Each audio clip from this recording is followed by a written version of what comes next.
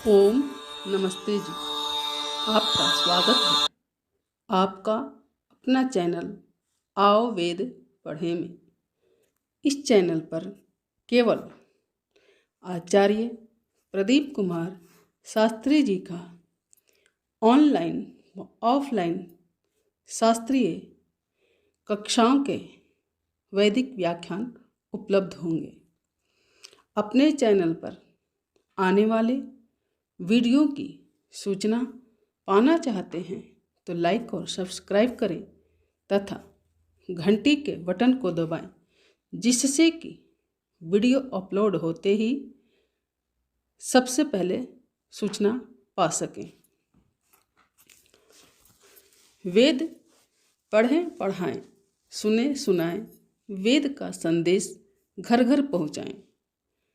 ऋषि ऋण को चुकाएं, अपना कर्तव्य निभाएं, जीवन सफल बनाएं।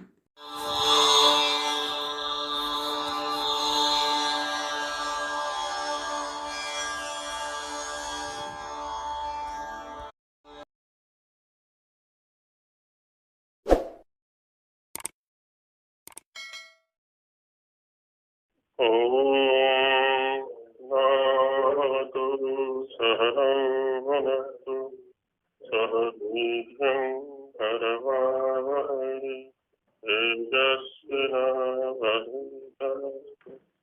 मा विद्विषावहै। ॐ शान्ति शान्ति।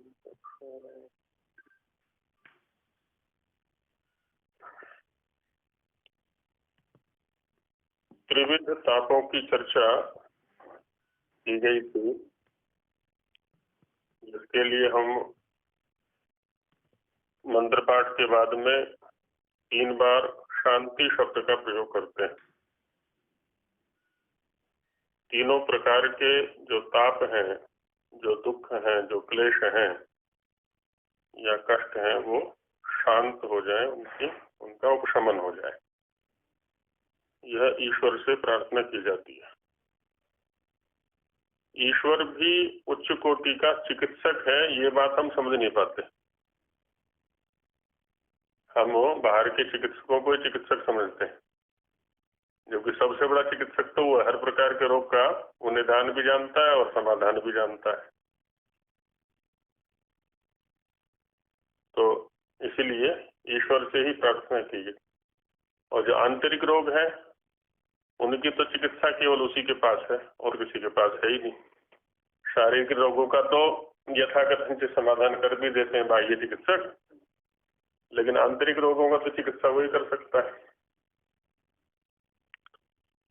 आगे ईश्वर के अन्य नामों को लेते हैं। सूर्य आत्मा जगतस्तस्थुषश्च, संध्या के मंत्रों में प्रतिदिन हम पाठ करते हैं, उसमें ही ये एक मंत्रांश है। यहाँ 2 शब्दों का प्रयोग किया है इन्होंने। वैसे देखा जाए तो 4 शब्द हैं, एक सूर्य, दूसरा आत्मा, तीसरा जगतः और चौथा तस्थुषः। सूर्य शब्द पहले भी जैसे चर्चा हुई है हमारी, प्रसवैश्वर्यो हो, शु प्रेरणे, 2 धातुएं हैं, तो शु प्रेरणे भी धातु है। तो जो प्रेरणा करने वाला है, कार्यों में प्रेरणा करने वाला है, वो सूर्य है। प्रसव का अर्थ भी, प्रसव का एक तो मुख्य अर्थ उत्पत्ति लेते हैं, उत्पत्ति भी एक लिया जाता है और प्रेरणा भी एक लिया जाता है। दोनों ही अर्थ इससे लिए जाते हैं। बोध भी लिया जाता है। सांख्य दर्शन का एक सूत्र है, समान प्रसवात्मिका जाति। जाति किसको कहते हैं? जो समान प्रसव माने समान बोध का निमित्त है। समानता का बोध होता है, जिससे, जिस धर्म से, जिस कारण से, जिस निमित्त से, उसको हम जाति बोल देते हैं। और एक धातु है स्त्रीगतौ, तो स्त्री गतौ से भी सूर्य बनाया हुआ है, शु प्रेरणे से भी बनाते हैं, शु प्रसव ऐश्वर्यों से भी इसको बना सकते हैं। सारे भौतिक ऐश्वर्यों का जो कारण है वो भी सूर्य है, सारी प्रेरणाएं भी उसी से प्राप्त होती हैं और निरंतर गतिशील रहता है। उसमें अन्य मंत्र में कहा ना, जैसे स्वस्ति पंथाम अनुचरेम सूर्या चंद्रमसा विवा, तो निरंतर गतिशीलता वहां दिखाई हुई है कि सूर्य भी और चंद्र भी नित्य गतिशील रहते हैं, कभी भी ये गतिविहीन नहीं होते। इसी प्रकार से हमें भी निरंतर गतिशील रहना है। दूसरा शब्द आया आत्मा। अच्छा, आत्मा शब्द जो है ना वो भी निरंतर गतिशीलता को दिखला रहा है।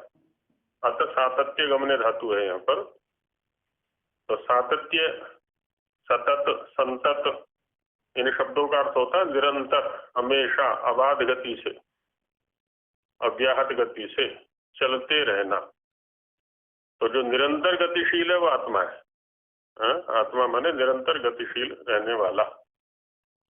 तो यहाँ कहते हैं वो जो सूर्य है वो निरंतर गतिशील है। अब यह देखा जाए ना, सूर्य और आत्मा पर्यायवाची भी हो सकते हैं कुछ अंश में, क्योंकि सूर्य भी गतिशीलता को दिखला रहा है और आत्मा भी गतिशीलता को दिखला रहा है यहाँ पर। तो अच्छा, दूसरा, हम यदि इसको भाव पदार्थक लें तो ये भी ले सकते हैं कि सूर्य जो है वो आत्मा है। आत्मा है माने स्वरूप है, वो जो गतिशीलता है वही स्वरूप है। किसका? जगतः तस्थुषश्च। जो जगतः ये भी षष्ठी एक वचन है और तस्थुषः ये भी षष्ठी एक वचन है। जगतः माने गतिशील और तस्थुषः माने स्थावर। तो जो स्थावर है, जो स्थिर है, जो टिका हुआ है, और जो जगत है माने गतिशील है, इन दोनों का आधार क्या है? सूर्य है ना। आत्मा माने स्वरूप कह लें, आत्मा माने आधार कह लें, वो सूर्य है। और सूर्य का मतलब होता है निरंतर गतिशील रहना। का मतलब ये होगा कि ये स्थावर भी, जंगम भी, वो निरंतर गतिशील है। हाँ, वो गतिशीलता ही इनका आधार है। हम ये भी निकाल सकते हैं एक तरह से। एक तो ये आदि भौतिक जो पिंड, पिंड, प्रकाश पिंड, इसको भी सूर्य कह सकते हैं। लेकिन जब यौगिक वृत्ति में हम देखेंगे इसको, तो यौगिक वृत्ति में क्या हो जाएगा? निरंतर गतिशील रहना, क्योंकि इनमें से एक भी पिंड रुक गया ना, उसी दिन विध्वंस हो जाएगा। हाँ, तो ये इसका आत्मा है, ये इसका स्वरूप है। हम आत्मा शब्द का स्वरूप अर्थ में प्रयोग कर देते हैं, जैसे वह ज्ञान स्वरूप है। किसी व्यक्ति ने ज्ञान के क्षेत्र में अधिक प्रगति कर ली तो हम कहते हैं ज्ञान स्वरूप है, माने उसके पास ज्ञान लबालब भरा हुआ है। वह धनी है, धन खूब भरा हुआ है उसके पास, जो भी है, तो वैसा ले सकते हैं यहाँ पर। तो जगतः जो गतिशील है और तस्थुषः जो स्थावर है, उन दोनों का वो आत्मा है, उसका स्वरूप है वो। इस यजुर्वेद के वचन से जो जगत नाम, प्राणी, चेतन और जंगम अर्थात जो चलते फिरते हैं, देखिए दोनों ले लिए इन्होंने। तो जगत का जो लिया जो चेतन प्राणी है उसको लिया, और जंगम से लिया इन्होंने जो चलते फिरते हैं। हाँ,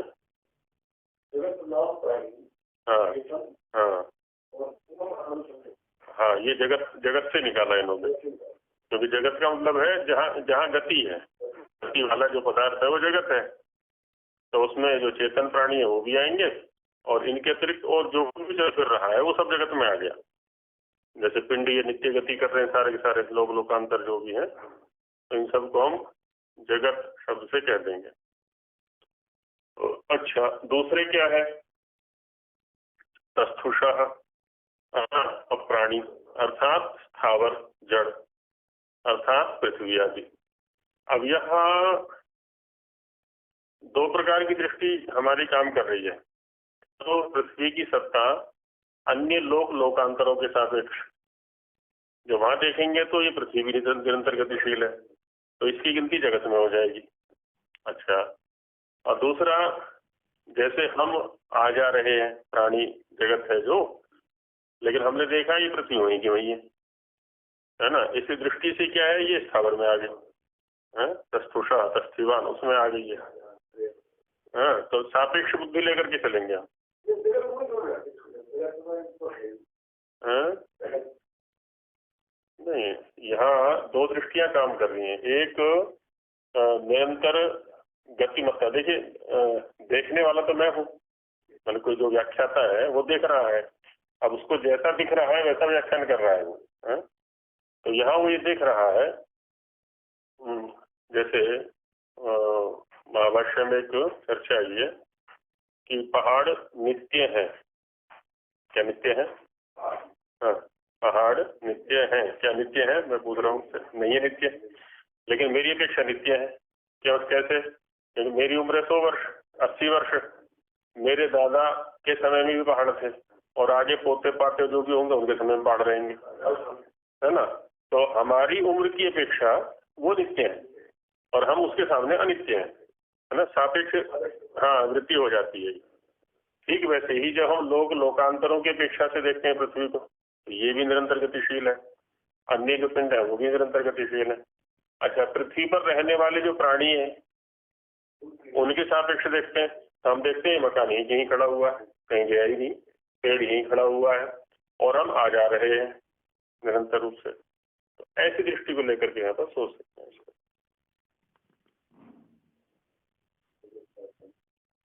तो इसलिए कहा कि तस्तुषः अप्राणी अर्थात स्थावर जड़ अर्थात पृथ्वी आदि है, उन सब के आत्मा होने से, उन सब का वो आत्मा है, आधार है और स्वप्रकाश रूप सबके प्रकाश करने से परमेश्वर का नाम सूर्य है। अब चूंकि सारे व्याख्यान यहाँ परमेश्वर को केंद्र में रख के किए जा रहे हैं शब्दों के, तो इसलिए सारे शब्दों को ही ले जाएंगे। अभी भौतिक जब प्रसंग होगा तो भौतिक अर्थ कर लेंगे, यहाँ परमात्मा के लिए आ गया। हाँ, अब सारी गतियों का वही आधार है, सारी प्रेरणाओं का वही आधार है ना। जो पृथ्वी आदि लोकांतरों में गति है वो भी उसी कारण से, हमारे अंदर जो गति है वो भी उसी के कारण से, सर्वत्र उसी के कारण से है। ऐसे ही प्रकाश को ले लें हम, बड़े से बड़ा प्रकाश पिंड है तो उसके अंदर जो प्रकाश है उसका भी आधार वही है ना, इस रूप में। तो वो स्वयं भी प्रकाश स्वरूप है और अन्यों को भी प्रकाश करने वाला है, इसलिए उस परमेश्वर को सूर्य कहते हैं। अत सातत्य गमने, इस धातु से आत्मा शब्द सिद्ध होता है ना। सतत, सतत माने निरंतर। इसके लिए दो शब्द आते हैं, एक संतत आता है और एक सतत आता है। दोनों का एक ही अर्थ है, संतत और सतत का निरंतर। और उसी से बना हुआ है सातत्य, सतत से ही सातत्य बना है। तो सातत्य गमन माने निरंतर गमन। तो इससे आत्मा शब्द सिद्ध होता है। तो उसी का अर्थ करते हुए कहते हैं कि यो अतति व्यापनोति से आत्मा। अब चूंकि आत्मा को परमात्मा के प्रकरण में व्याख्यात करना है हमें, इसलिए स्वामी जी कहते हैं कि अतति अर्थात व्यापनोति, सर्वत्र प्राप्त है वो। गति शब्द का जो हमारे सामने व्यावहारिक स्वरूप है वो ये है प्रायः कि जब कोई पदार्थ एक स्थान को छोड़कर दूसरे स्थान को जाता है तो वो जो क्रिया या प्रक्रिया है उसको हम गति बोल देते हैं। अच्छा, ईश्वर सर्वव्यापक है, उसमें ये वाली गति संभव नहीं है कि एक स्थान को छोड़ के, क्योंकि ऐसा कोई स्थान है ही नहीं कि जिसको छोड़ के वो अन्यत्र जा सके। हाँ, तो ये वाली गति उसमें संभव नहीं है। तो यहाँ क्या है कि वो पहले से ही जहाँ भी हम गति करते हैं, माने हम जैसा जो पिंड है वो एक स्थान से दूसरे स्थान को गति करता है। और यदि मैं ईश्वर की सर्वव्यापकता को समझता हूँ तो मैं आज यहाँ खड़ा हूँ तो मुझे यहाँ भी ईश्वर के दर्शन हो रहे, और जब वो दूसरे स्थान पर जाता हूँ तो वहां भी ईश्वर दिखाई पड़ता है, मेरे से पहले दिखाई पड़ता है। मैंने गति की है, ईश्वर ने भी गति की है वहां, उस दृष्टि से। तो अतति का अर्थ करके स्वामी जी महाराज ने यहाँ पर व्याप्नोति, जो व्याप्त होता है, जो सब जीव आदि चराचर जगत में निरंतर व्यापक हो रहा है।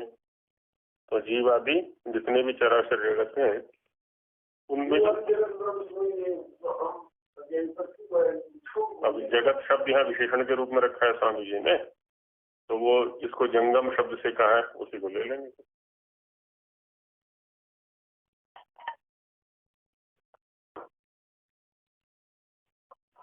हालांकि जड़ जंगम दोनों ही लिए जाएंगे यहाँ पर। हाँ बिल्कुल, दोनों ही लिए जाएंगे। हाँ आएंगे तो सारे ही।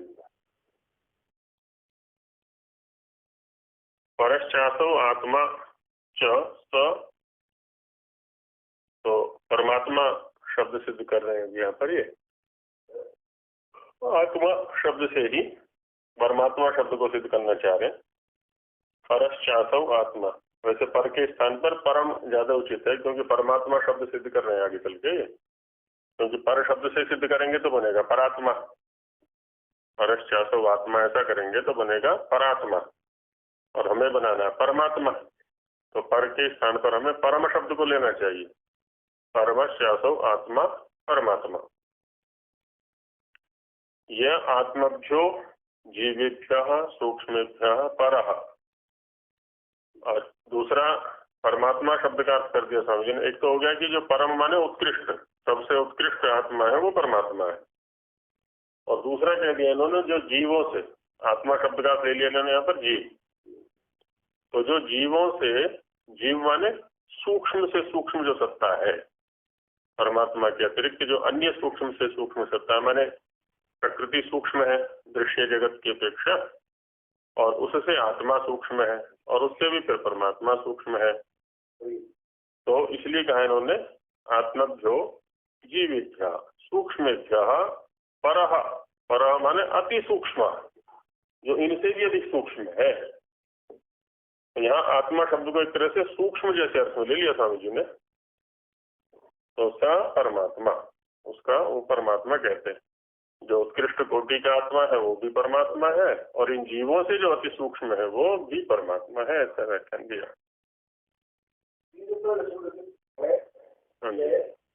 असौ, असौ, असौ शब्द है यहाँ पर संधि होकर के। हाँ, यदि अलग अलग करेंगे तो परः पहला शब्द हो गया, दूसरा फिर छ हो गया, फिर असौ हो गया, फिर आत्मा हो गया, ऐसे 4 शब्द हो गए। परः, च, असौ, आत्मा। आगे पीछे आ भी तो लगे हुए हैं ना इसमें। हाँ, तो संधि हो रही है वहां पर। पहले में दीर्घ संधि हो गई है, सवर्ण दीर्घ, दूसरे में अयादि संधि हो गई है। जो सब जीव आदि से उत्कृष्ट, ये तो पहले का अर्थ हो गया परश्चातो आत्मा का, और जीव प्रकृति तथा आकाश से भी अति सूक्ष्म, ये दूसरे का अर्थ हो गया आत्मभ्यो वाले का। और सब जीवों का अंतर्यामी आत्मा है ना, उनको अंदर से नियमित करता है, उनके अंदर विद्यमान रहता है, इससे ईश्वर का नाम परमात्मा है। तो पहले आत्मा को सिद्ध किया, फिर उसी से परमात्मा को सिद्ध कर दिया।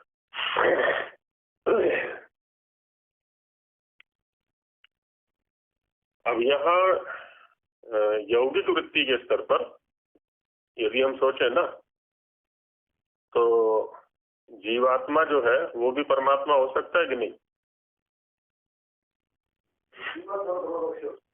हाँ, जैसे कुछ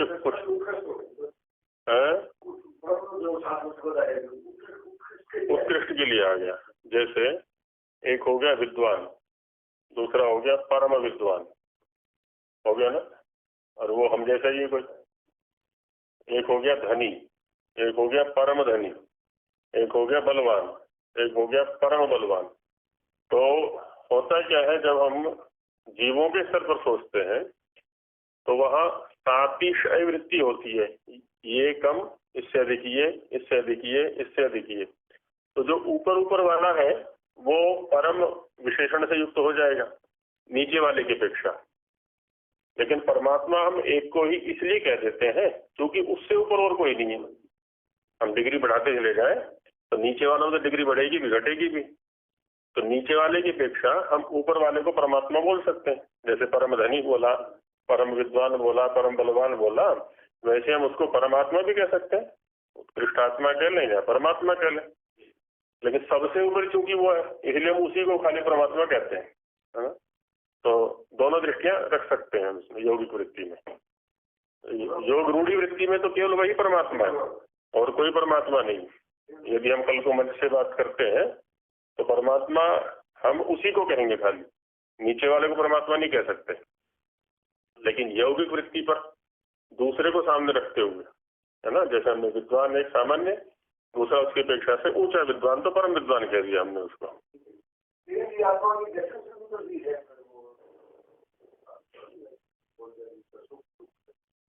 ना वो तो ठीक, हाँ वो ठीक है। मान लीजिए जैसे सुख दुख इच्छा देश प्रयत्न जानानी आत्मनो लिंगम, ये कह दिया न्याय वालों ने। अच्छा, अब यदि सुख दुख आदि को भी हम कैटेगरी में बांटे, वर्गीकरण करें, तो एक के पास निम्न कोटि का या थोड़ी उससे कुछ अधिक कोटि का है, तो हम इसकी अपेक्षा उसको परमात्मा कह देंगे यदि गुणों के स्तर पर देखना चाहें।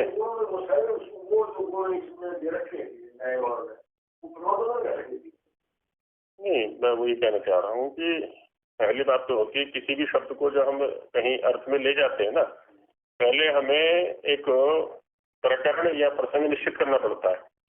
यदि हम जीवात्माओं के प्रसंग में इस परमात्मा शब्द को फिट करना चाह रहे हैं, जीवात्मा के प्रसंग में परमात्मा शब्द को वो इस प्रकार से कि एक न्यूनात्मा है, न्यूनात्मा माने आत्मा के अपने स्वरूप की दृष्टि से रखें तो आत्मा तो एक ही है।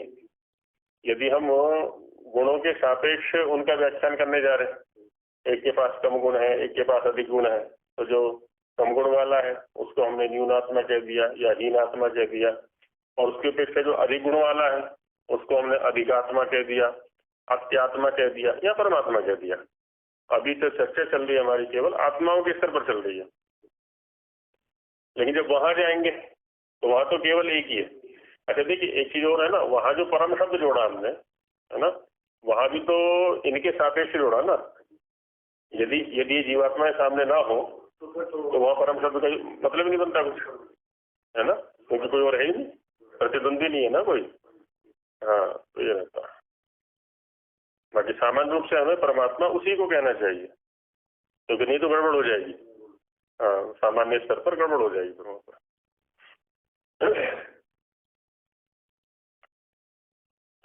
तो इससे ईश्वर का नाम परमात्मा है। अब ईश्वर शब्द को लेते हैं यहाँ। हाँ हाँ, अति सूक्ष्म हो गया ना, माने जीवात्मा को ये सूक्ष्म मानते हैं प्रकृति की अपेक्षा, तो प्रकृति की अपेक्षा जीवात्मा सूक्ष्म हुआ और जीवात्मा की अपेक्षा परमात्मा सूक्ष्म हुआ। तो जो सूक्ष्म है वो स्थूल का अंतर्यामी है, अंतर्यामी उसके अंदर विद्यमान है। तो इसी प्रकार से यहाँ जो ये परमात्मा है वो जीवात्मा के अंदर विद्यमान है और उधर प्रकृति के अंदर तो है ही। फिर वो ले सकते हैं, विद्यमान ले सकते हैं, गति ले सकते हैं, उनको नियंत्रित करने वाला के ले सकते हैं, ऐसा ले सकते हैं। हाँ, ये तात्पर्य निकाल लिया स्वामी जी ने, तात्पर्य निकाल लिया। अब ईश्वर शब्द को लेते हैं। सामर्थ्य वाले का नाम ईश्वर है, क्योंकि ईशा ईशा ईशा ऐश्वर्य इस धातु से पहले चर्चा आ चुकी है। ये ईशा ऐश्वर्य धातु से ईश्वर शब्द बनता है, और जिसके पास जितना अधिक ऐश्वर्य होगा वो उतना अधिक सामर्थ्य वाला होगा। अब सामर्थ्य किस प्रकार का वो एक अलग बात है। किसी के पास बल का सामर्थ्य है, धन का सामर्थ्य है, विद्या का सामर्थ्य है, या बाह्य जो भौतिक संपदा है उसका सामर्थ्य है, तो वो उस क्षेत्र में सामर्थ्यशाली है। ये नहीं कि अन्य क्षेत्रों में भी सामर्थ्यशाली हो जाएगा। बल वाला है तो पहलवानी में ही सामर्थ्यशाली है, वो विद्या में नहीं है। तो विद्या वाले का अपना क्षेत्र है, धन वाले का अपना क्षेत्र है। अच्छा, ईश्वर एक ऐसा है जिसके पास सभी प्रकार का सामर्थ्य है, इसलिए हम उसी को ईश्वर कहते हैं। क्योंकि हम जैसों के पास तो केवल एक प्रकार का सामर्थ्य रहेगा, और वो भी सातिशय, क्योंकि उससे भी बढ़कर किसी दूसरे के पास हो सकता है। इसलिए हम जैसे व्यक्ति को, माने जीवात्मा को ईश्वर नहीं कहा जा सकता। क्योंकि सब प्रकार का सामर्थ्य उसके पास है, इसलिए उसको ईश्वर कह देते हैं। हालांकि इतिहास में राजाओं के लिए भी ईश्वर शब्द आता है, क्योंकि वो अपने राज्य का सामर्थ्य रखता है, राज्य का पालन करने का सामर्थ्य है, इस दृष्टि से उसको भी ईश्वर कह दिया जाता है।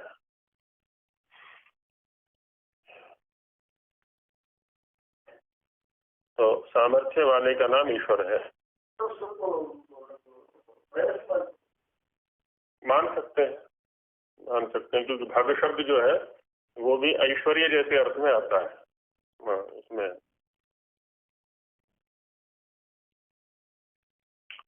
यह ईश्वरेषु समर्थेषु परमः श्रेष्ठः सह परमेश्वर।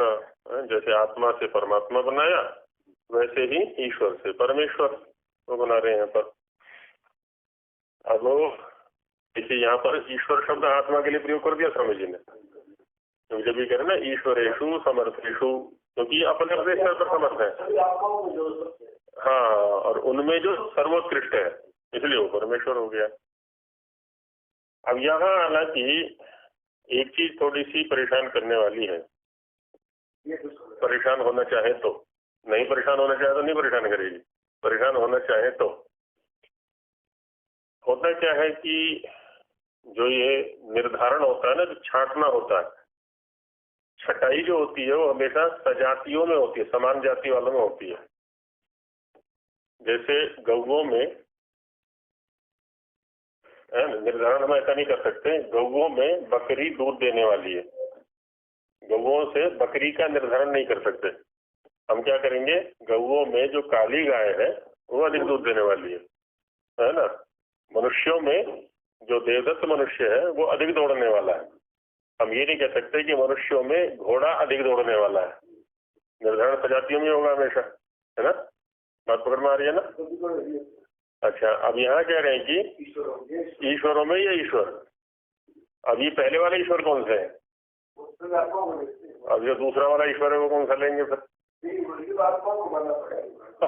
यदि इस न्याय से लेके चलते हैं कि नहीं। अब यही चीज वहां भी फिट होती है, हमारी आत्मा परमात्मा में फिट हो सकती है कि नहीं। तो प्रयोग यहाँ भी कर सकते हैं, लेकिन हमें प्रकरण हमेशा ध्यान में रखना है किसी भी शब्द को लेकर के, क्योंकि किसी भी शब्द से हम किसी को भी कह सकते हैं। हाँ, क्योंकि सभी प्रकार के सामर्थ्य उसके पास है। हाँ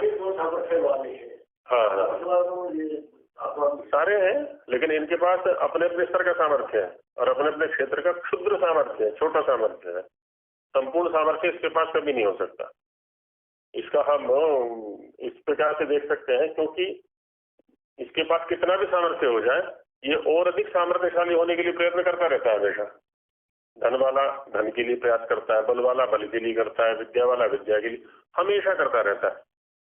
इसका मतलब ये संपूर्ण सामर्थ्यशाली कभी नहीं हो सकता।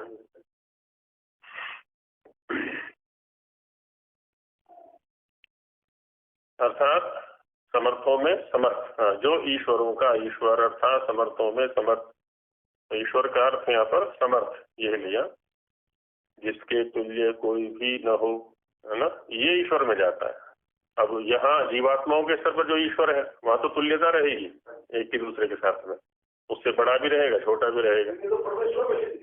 हाँ, इस वाक्य ने जो कह दिया ना, इस वाक्य ने शब्द को अलग कर दिया, जिसके तुल्य कोई भी न हो।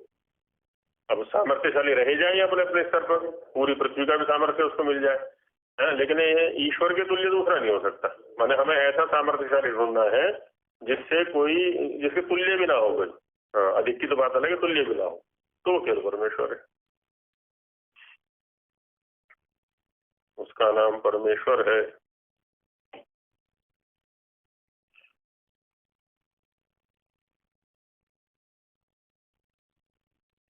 दूसरा शब्द सविता लेते हैं। गायत्री मंत्र में भी सविता शब्द का प्रयोग है। घड़ी आपके पास है ना, घड़ी या कुछ है ना, समय देखने के लिए कुछ है ना, ये घड़ी बंद है मेरी, इसलिए मेरे समय का पता नहीं चलेगा। तो 10 बजे, हाँ 10 बजे का ध्यान रखिएगा थोड़ा, पर्सनली। तो सविता शब्द हम गायत्री मंत्र में प्रयोग करते हैं, तत्सवितुर्वरेण्यम। विश्वानि देव में भी प्रयोग करते हैं हम, है सविता।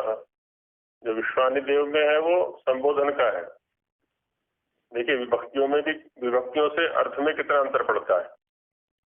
जब किसी शब्द का संबोधन में प्रयोग करते हैं, इसका मतलब जिसके प्रति संबोधन किया जा रहा है वो हमारे सामने खड़ा है।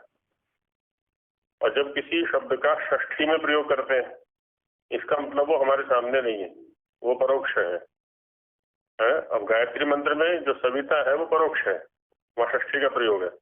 तत्सवितुर में षष्ठी का प्रयोग है।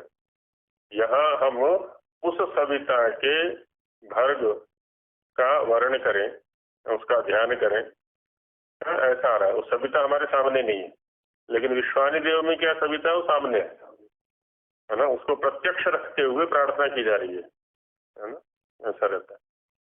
तो सविता शब्द का व्याख्यान करते हैं।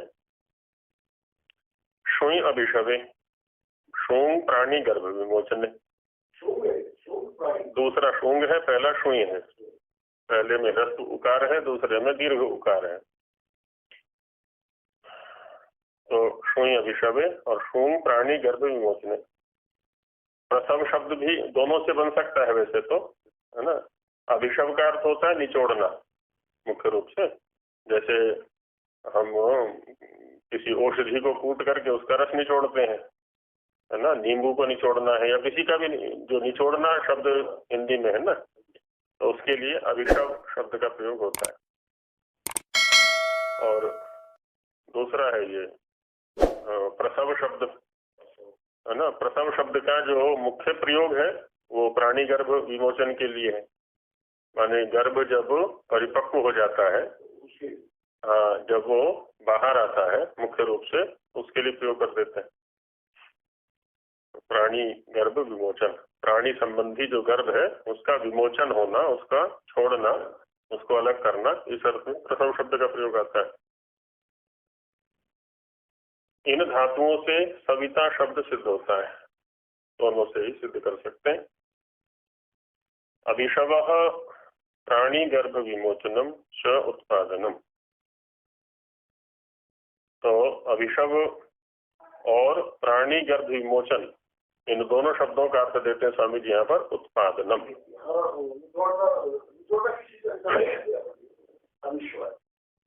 नहीं, यहाँ पर यदि हम प्रकृति के प्रसंग में लें इसको, क्योंकि तो स्वामी जी इसका अर्थ करते हैं यहाँ पर उत्पादनम, अभिषवः प्राणी गर्भ विमोचनम च। दो धातुओं के दो अर्थ थे पीछे, दोनों अर्थों को सामने रखते हुए एक अर्थ में समेटते हैं स्वामी जी कि इन दोनों अर्थों का अर्थ, दोनों शब्दों का अर्थ है यहाँ पर उत्पादन। हाँ, पैदा होना या पैदा करना, जैसा भी ले लें हम उसको। तो इसी के अनुकूल फिर आगे सविता शब्द का अर्थ देते हैं। यश चराचरम जगत सुनोति सूते। जो पहला वाला प्रयोग है सुनोति, ये शून्य अभिषवे का है, और जो दूसरा वाला है सूते, ये शून्य प्राणी गर्भ विमोचने का है। यथासंख्य संबंध है यहाँ पर। तो सुनोति सूते, अच्छा, इन दोनों अर्थों को ही स्वामी जी उत्पादन अर्थ में ले गए, इसलिए अगला दे रहा वा उत्पादयति।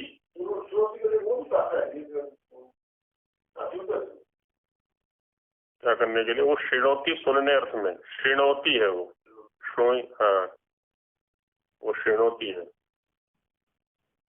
श्रवणे से श्रृणोति बनता है, श्रुभाषित। ये सुनोति है, सुनोति माने निचोड़ता है, और स्वामी जी जो अर्थ कर रहे हैं यहाँ पर उत्पत्ति करता है, ऐसा अर्थ में आ जाएगा। इसीलिए दोनों का सम्मिलित अर्थ दे दिया इन्होंने, सुनोति और सूते का सम्मिलित अर्थ दे दिया उत्पादयति, है ना। दोनों का सम्मिलित अर्थ हो गया ये। सविता परमेश्वर, उसको सविता कहते हैं परमेश्वर को। तो जो संपूर्ण जगत का उत्पत्ति करता है, जो इसका उत्पन्न करने वाला है, इसलिए उसको सविता कहते हैं। तो इसका मतलब ये हुआ कि जहां जहां सविता शब्द का प्रयोग होगा, कम से कम स्वामी जी के अनुसार, हाँ, वैसे वैसे कार्य वहां पर लिए जाएंगे। जो सृष्टि की उत्पत्ति से संबंधित कार्य है वो लिए जाएंगे।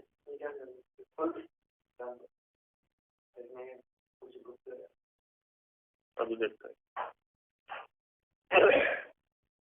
तो वैसी वैसी क्रियाओं का वर्णन वहां होगा। जो सब जगत की उत्पत्ति करता है। अब ये भी हमें ध्यान में रखना है कि जगत शब्द कहीं तो विशेषण के लिए आएगा और कहीं मुख्य अर्थ में आएगा। जहाँ विशेषण के लिए लेंगे तो वहां गतिशील जैसा अर्थ ले लेंगे, और जहाँ सामान्य रूप से प्रयोग जैसे यहाँ कर दिया है तो यहाँ संपूर्ण ब्रह्मांड आ गया। वो जड़ जंगम सब कुछ जो कुछ में सब इसमें आ गया। जो वहां मंत्र में प्रयोग है तो जगत तस्थुषा, वहां विशेषण के रूप में आ गया था वो, तो वहां गतिशील और गति रहित ये अर्थ लिया वहां पर, इसलिए यह सब कुछ आ गया जगत के अंदर ही। तो कहीं रूढ़ी वृत्ति से प्रयोग कर देते हैं स्वामी जी, और कहीं यौगिक वृत्ति से प्रयोग कर देते हैं। जो सब जगत की उत्पत्ति करता है, इसलिए परमेश्वर का नाम सविता है। हाँ, क्योंकि यहाँ तो सब कुछ को लेना है ना हमें, सब कुछ की उत्पत्ति वही करता है। हाँ हाँ, बस बस बस वैसे वैसे ही। अब यहाँ जो ये उत्पत्ति शब्द है ना, ये भी बड़ा विचित्र है दार्शनिक जगत में कि किसी की उत्पत्ति क्या होती है। एक पक्ष है यहाँ पर, क्योंकि हम जैसे जन्म ले लेते हैं, जन्म और मृत्यु। तो जन्म और मृत्यु क्या है, तो एक शब्द आता है आविर्भाव माने प्रकट होना, और तिरोभाव छिप जाना। तिरोभाव, तिरो तिरोभाव छिप जाना, आविर्भाव प्रकट होना। तो जो आविर्भाव है, जो प्रकट होना है, वही उत्पत्ति है या वही जन्म है। और माने कारण से कार्य रूप में आना, ये उत्पत्ति हो गई या जन्म हो गया, और उस कार्य का फिर कारण रूप में चले जाना, ये मृत्यु हो गई या तिरोभाव हो गया, छिप जाना हो गया।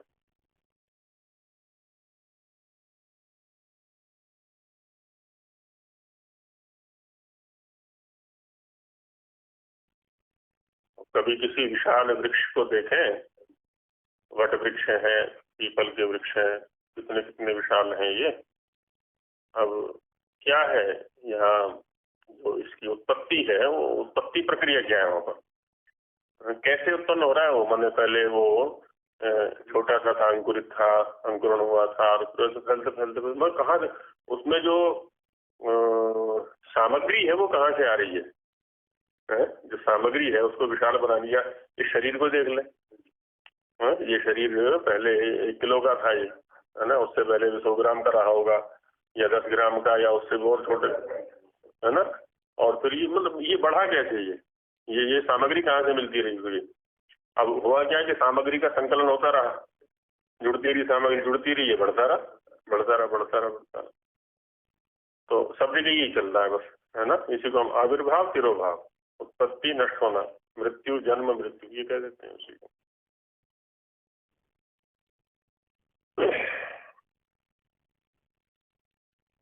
देव शब्द को दिखाते हैं कि दिवु क्रीड़ा, विजिगीषा, व्यवहार, द्युति, स्तुति, मोद, मद, स्वप्न, कांति, गतिषु।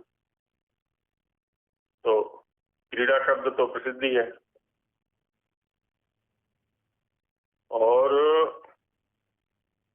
ईश्वर के प्रसंग में ये सारी क्रीड़ाएं हैं।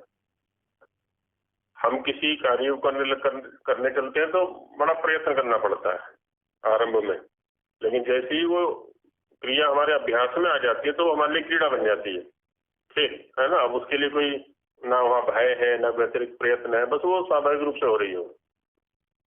तो इस दृष्टि से ईश्वर के लिए सारी सारी क्रीड़ा है ये। विजिगीषा का तात्पर्य होता है जीतने की इच्छा। विजिगीषा माने जेतुम इच्छा, विजिगीषा विशेष रूप से जीतने की इच्छा। और व्यवहार तो ये व्यवहार है ही। द्युति प्रकाश, स्तुति, एक होता है स्तुति और दूसरा होता है प्रशस्ति। प्रशस्ति जो होती है वो शब्दों के स्तर पर होती है। शंसु स्तुतौ धातु से प्रशस्ति बनता है।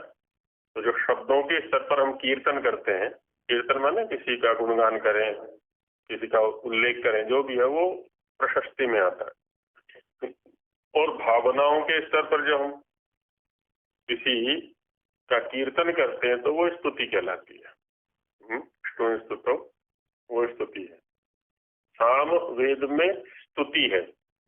जो साम की जो क्रिया है उसको बोला जाता है स्तोम। स्तोम या स्तुति बोलते हैं उसको।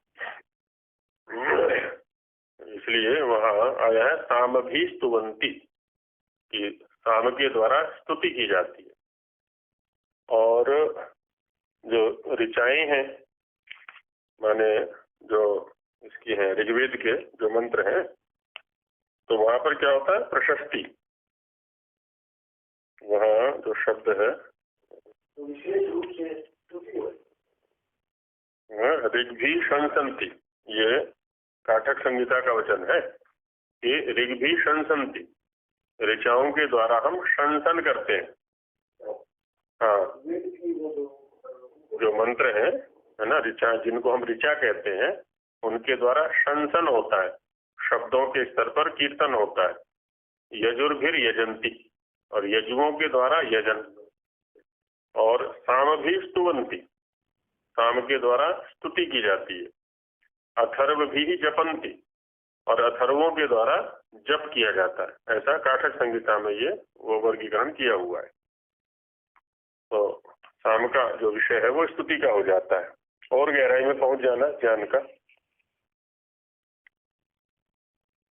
तो यहाँ स्तुति, मोद, मुदी हर्षे धातु से मोद बनता है। तो मोद का अर्थ हम हर्ष भी कह सकते हैं। लोक में प्रयोग करते हैं ना मौज मस्ती, तो मोद से ही मौज बन गया है। द को ज हो गया है, तो मौज मस्ती में जो है ये मौज ही, मोद ही है वो। आमोद प्रमोद। मद, मद भी एक प्रकार का हर्ष ही है। मदी हर्षे से मद बनता है। स्वप्न ये प्रसिद्ध ही है। कांति माने कामना, कांति माने कामना। और गति ये भी प्रसिद्ध है। स्वामी जी इनका अर्थ करते हैं आगे, इस धातु से देव शब्द सिद्ध होता है। माने सामान्य रूप से यदि हम कहें जो दिव्यति सदैवा, तो जो इन सब क्रियाओं को करता है वो देव है।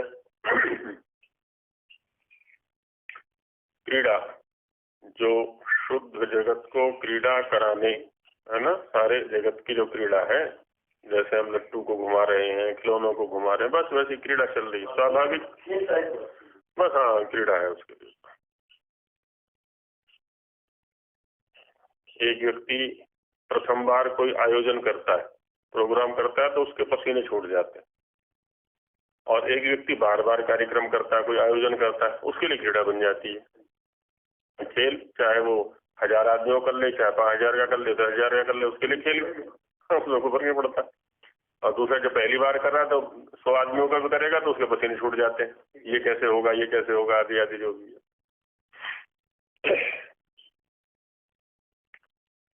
विजिगीषा, धार्मिकों को जिताने की इच्छा युक्त, है ना, धार्मिकों को जिताएगा वो हमेशा, उसके अंदर ये हमेशा इच्छा रहती है। हाँ जी,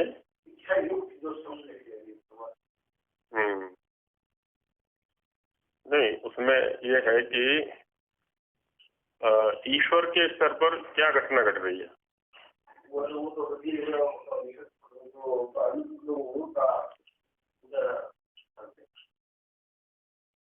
नहीं, उसमें ईश्वर की भूमिका क्या है। न्याय माने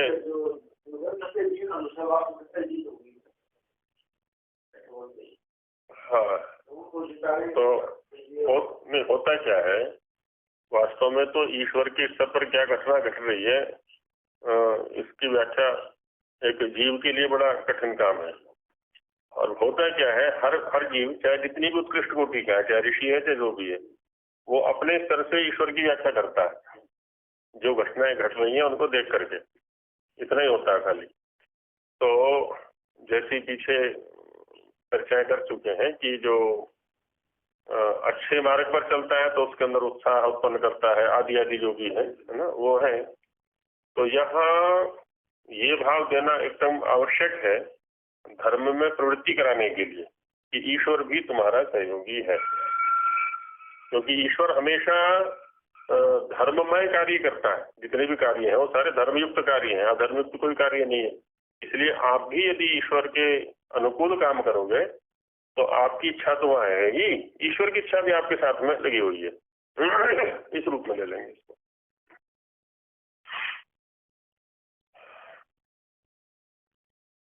तो धार्मिकों को जिताने की इच्छा युक्त व्यवहार, सब चेष्टा के साधनों का दाता, जितने भी सब चेष्टा के साधनों का वहाँ को शब्द है। हाँ, तो वहाँ सबको यदि है तो फिर सबको से तो सभी का ग्रहण हो जाएगा, हम जैसों का।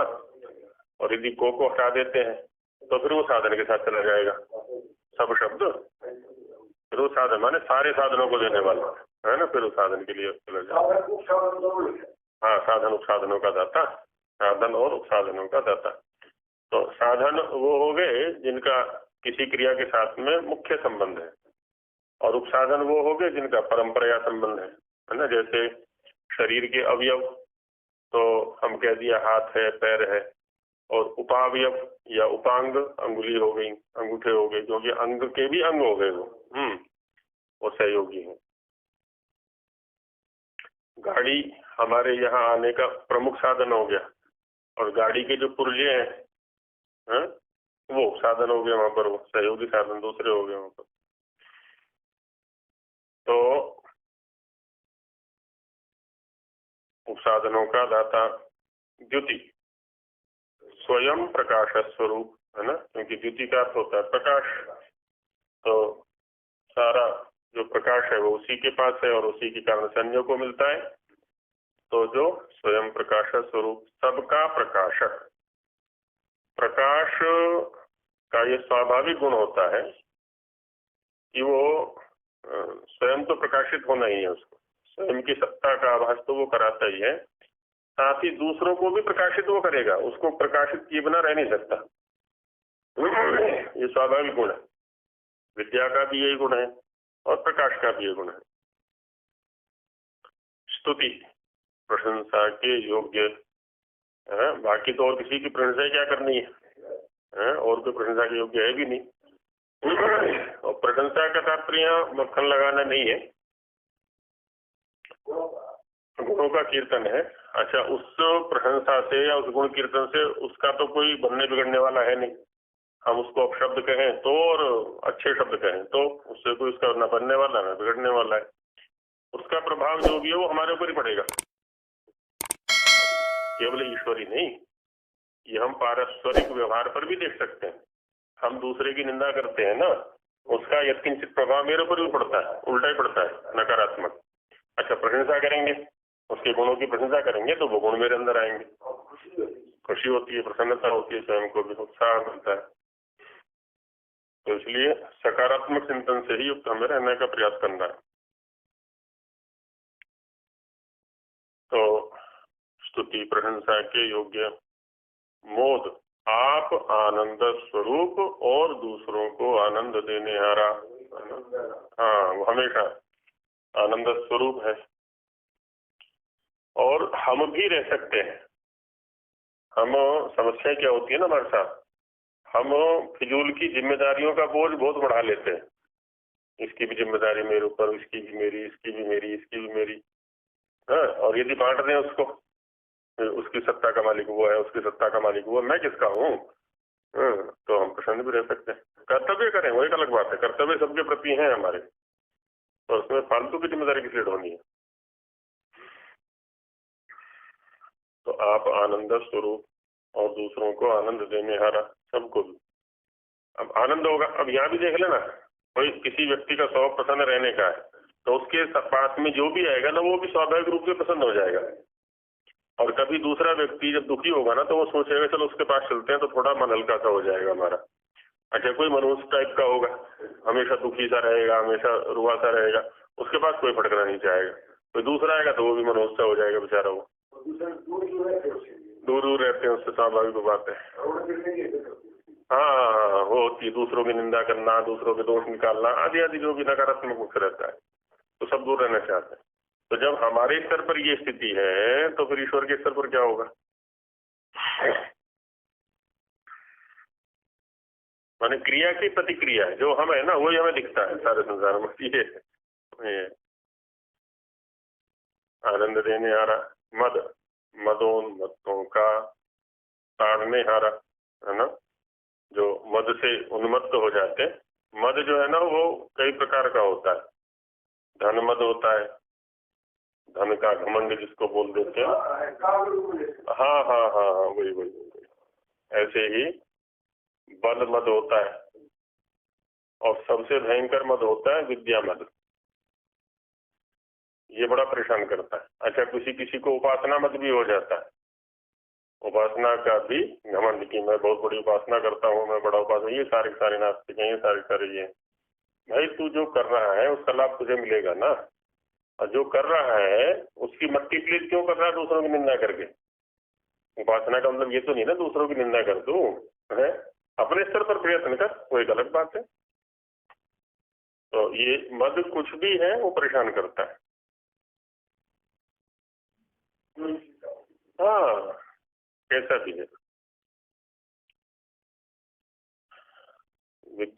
व्यक्ति यदि विद्यार्थी बनकर रहेगा ना तो आजीवन सुखी रहेगा, और जिस दिन वो अधिकारी बन गया उस दिन दुखी होना शुरू हो जाएगा वो, उसकी प्रगति अवरुद्ध हो जाती है, वहीं पर रुक जाता है। तो मदोन्मत्तों का ताड़ने हारा स्वप्न, सबके शयनाथ रात्रि और प्रलय का करने हारा। अब रात्रि भी विश्राम के लिए है, उधर प्रलय भी विश्राम के लिए है ना। हमें यदि रात्रि की उपलब्धि ना हो, अब कितने रोग इसलिए हो गए क्योंकि रात्रि में सोते नहीं लोग। हाँ, सब उसी में ले जाने जा रहे हैं। स्वप्न की व्यवस्था दूसरों के लिए कर रहा है ना वो। हाँ, माने उसके यहाँ तो स्वप्न है नहीं, लेकिन दूसरों के लिए तो व्यवस्था कर रहा है वो। उनके लिए, उसके लिए रात्रि की व्यवस्था कर दी, प्रलय की व्यवस्था कर दी कि आराम कर सके। उसे तो स्वयं आराम की आवश्यकता है नहीं। हाँ हाँ हाँ, उसी की गुणों की व्याख्या। वैसे देखा जाए ना, आराम की आवश्यकता तो मुझे भी नहीं है, प्रकृति को है। प्रकृति में ही हीनता या उच्चता आती रहती है। हाँ, तो आवश्यकता शरीर को है, आत्मा को भी आराम की कोई आवश्यकता नहीं। तो वो क्या आराम करना, वो थकेगा थोड़ा ना वो कुछ। तो इसी के लिए है सारी।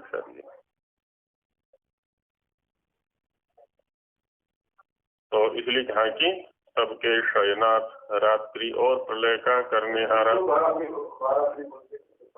हाँ हाँ, वो महारात्रि हो गई वो, बिल्कुल। शांति कामना के योग्य है ना, सभी लोग उसी की कामना करें बस, और कुछ तो है नहीं कामना के योग्य। और गति ज्ञान स्वरूप है। चमक जो है वो गौण अर्थ है, क्योंकि जहाँ जहाँ चमक होती है उसकी कामना अधिक होती है। तात्पर्य यहाँ ले लिया जाता है ना, जो चीज अच्छी दिखती है हमें तो सबसे पहले दृष्टि हमारी उसी पर जाती है कि मुझे मिल जाए। हाँ, तो इसलिए वहाँ कांति का उससे ले लिया। कांति का कामना जैसा अर्थ होता है, समुकांत धातु है। हो गया बस। और गति ज्ञान स्वरूप है, इसलिए उस परमेश्वर का नाम देव है। हाँ, दिवु धातु में जो अर्थ दिए थे वो सारे अर्थ परमात्मा में घटाए स्वामी जी ने। ये सारी क्रियाएं ईश्वर के। हाँ हाँ, थोड़ा और विस्तार से खोल दिया है आगे इसी बात को। अब बस करते हैं।